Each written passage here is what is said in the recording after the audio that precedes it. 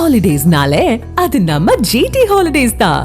GT holidays, South India's #1 travel brand.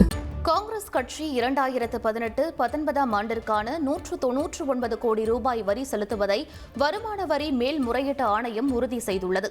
நன்கொடையாளர்களிடமிருந்து பெறப்பட்ட தொகைக்கு காங்கிரஸ் கட்சி வரி விலக்கு கோரியது.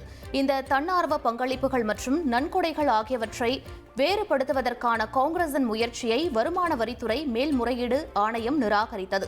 மேலும் அரசியல் கட்சிகள் வருமான வரி கணக்கை அறக்கட்டளைகள் போல கருத முடியாது என்றும் குறிப்பிட்ட நிதியாண்டுக்கான வருமான வரியை வட்டியுடன் சேர்த்து செலுத்த வேண்டும் என உத்தரவிடப்பட்டுள்ளது.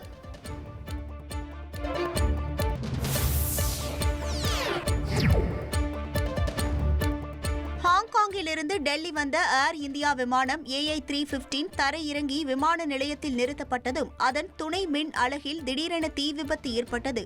பயணிகள் இறங்கும் பணிகள் தொடங்கிய நேரத்தில் இந்த சம்பவம் நடந்தது. ஆனால் முறையான பாதுகாப்பு அமைப்புகள் இருந்ததால் தீ தானியங்கி அமைப்புகள் மூலமாக கட்டுப்படுத்தப்பட்டது.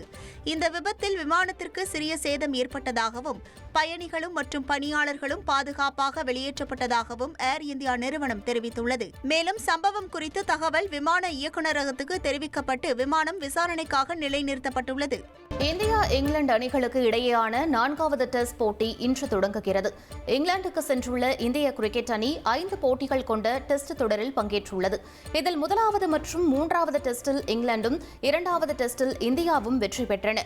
தொடரில் இந்தியா 1-2 என்ற கணக்கில் பின்தங்கியுள்ளது. இதனையடுத்து இவ்விரு அணிகள் இடையிலான 4வது டெஸ்ட் போட்டி மான்செஸ்டரில் உள்ள ஓல்ட் டிராஃபோர்டில் இன்று தொடங்குகிறது.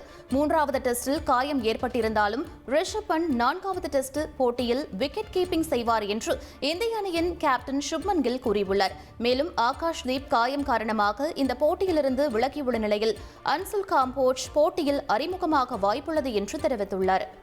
ஹாலிடேஸ்னாலே அது நம்ம ஜிடி ஹாலிடேஸ் தான்.